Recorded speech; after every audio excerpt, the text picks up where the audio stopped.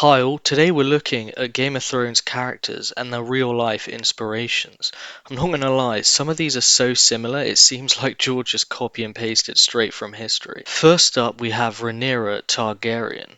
We know her from House of the Dragon and Fire and Blood. But did you know she's based on a real person, and the Dance of the Dragons is based on a real war? I go into that in a lot more detail in another video, but Rhaenyra Targaryen is based off Matilda the First, because when her father, King Henry, had no male heirs, he, in an unprecedented and shocking move, commanded his barons to accept her and uphold her as his heir. I mean, the second he died, the realm erupted into civil war. Next up, we have Daenerys Targaryen, the mother of dragons.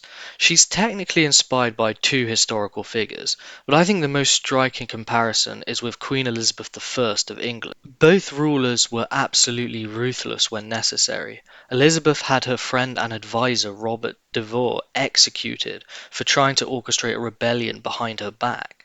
Both queens were masters of female empowerment in times when the concept didn't exist, and they both had amazing weapons at their disposal. Of course, Dany had her dragons, but Elizabeth had a really powerful navy that ruled the seas, and she could use to destroy other fleets. Now we have Joffrey Lannister, or Joffrey Baratheon. Now I know we all hated Joffrey, but the person he's based on is far more cruel than Joffrey was, which sounds far-fetched, but let me talk through some of the things Caligula did. I can't talk about all of the stuff because they're pretty gross and I don't know if any kids watch this channel. Caligula made parents watch their children's executions. He'd execute people on a whim at dinner parties, literally just for entertainment, whilst he ate. Joffrey had some pretense of justice. I know it's very thinly veiled, and I know it's not technically justice, but he technically had a reason for doing what he did. But Caligula didn't, and I think that's the key horrifying difference. Before I get hate comments, I'm not justifying what Joffrey did, I'm just saying Caligula is somehow way worse. Caligula also somehow bankrupted the entire Roman treasury, which is an amazing feat in itself. Next up, we have Cersei Lannister. Her main inspiration is Catherine Medici, the Queen of France. Both women were born into obscenely wealthy families and became even richer when they were crowned queen.